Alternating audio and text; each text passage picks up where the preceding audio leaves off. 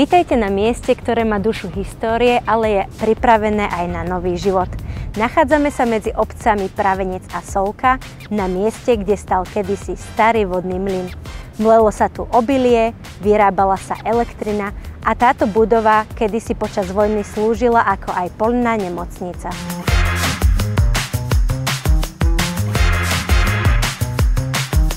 V roku 1950 bola táto budova znárodnená. Využívala sa ako mliekareň, sklad či dielňa.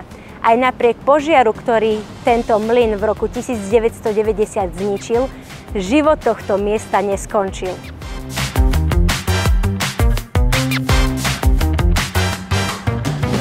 Na prízemí sa nachádza skladový priestor, ktorý kedysi slúžil ako sklad, ale v budúcnosti ho môžete využiť na kancelárske či obchodné priestory.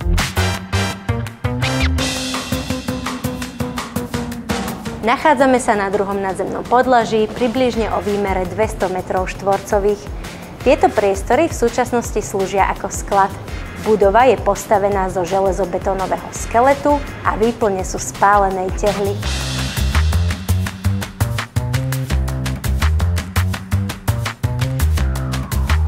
Presunuli sme sa na tretie nadzemné podlažie, ktoré ako môžete vidieť je priestranné a budúcemu majiteľovi ponúka možnosť využitia na byty, apartmány či zdravotnícke služby.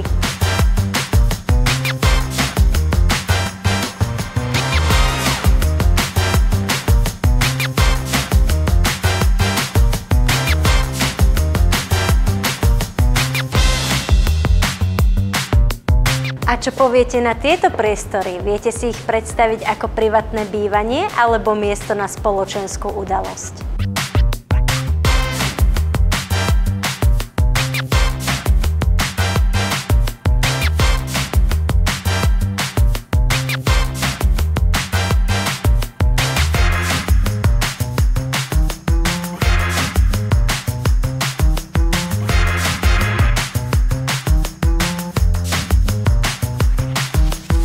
Toto miesto nie je len ruina, je to objekt s charakterom, s potenciálom a s príbehom. Môžete ho zachovať na spoločenské priestory alebo využiť na niečo úplne nové, apartmánový dom, štýlové bývanie či podnikanie.